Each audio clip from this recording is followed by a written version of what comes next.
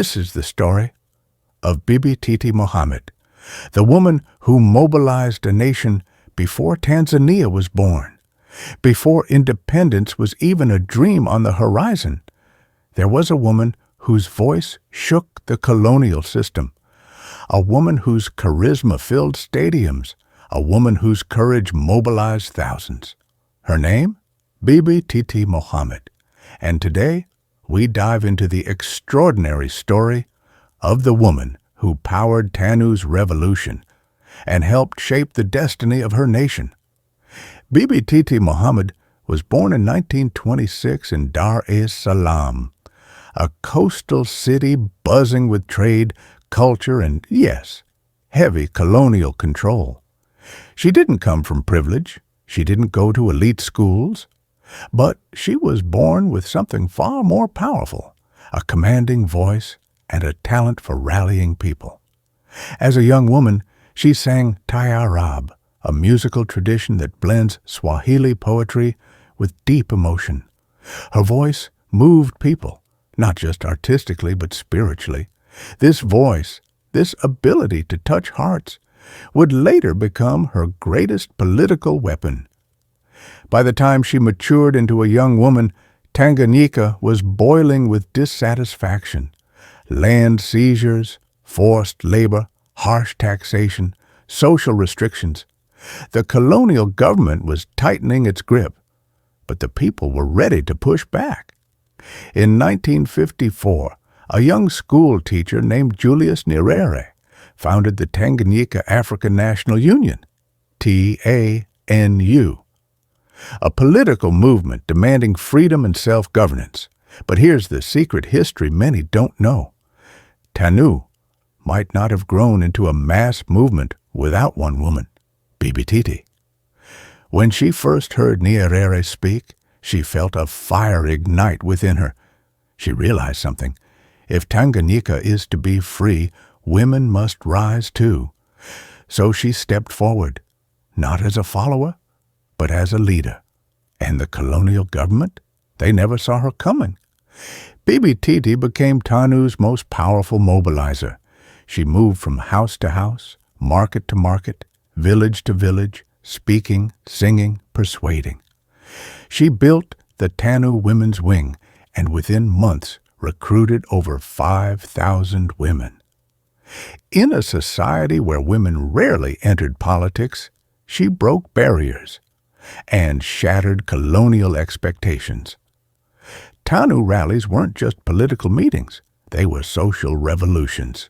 Women who had never spoken in public were now chanting, "Uhuru! Uhuru! Freedom! Freedom!" They organized fundraising, cooked for meetings, carried messages, printed leaflets, and ensured huge crowds attended TANU events. And guess who was at the center? Bibi Titi Mohammed, the unstoppable, electrifying mobilizer.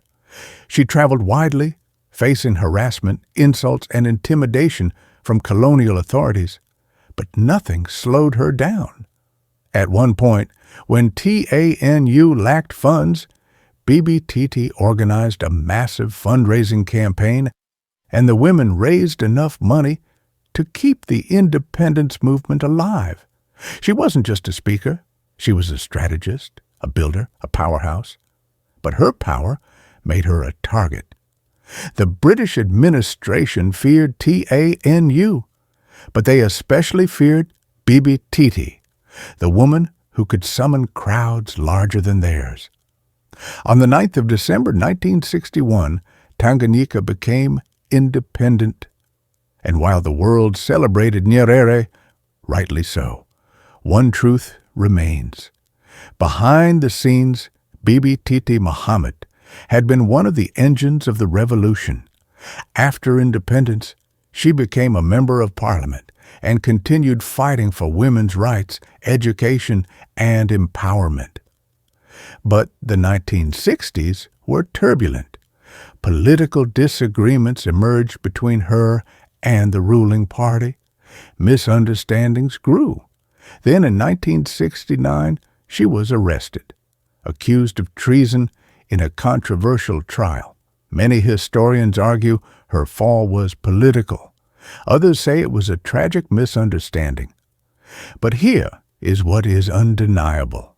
The woman who helped deliver independence was suddenly isolated. She spent years in prison before eventually being released. She withdrew from public life, living quietly until her death in 2000. History doesn't always honor everyone equally. Some names shine on the front pages. Others, like Bibi Titi Mohammed, are left in the footnotes. But her legacy is immense. She mobilized thousands of women into political consciousness. She was TANU's most influential recruiter. She shaped the direction of the independence movement. She opened political space for women in Tanzania. And today, the fight for gender equality in East Africa stands on the shoulders of heroes like her. Bibi Titi Mohammed may not always appear in the headlines of history, but without her, the story of Tanzania's independence would be incomplete.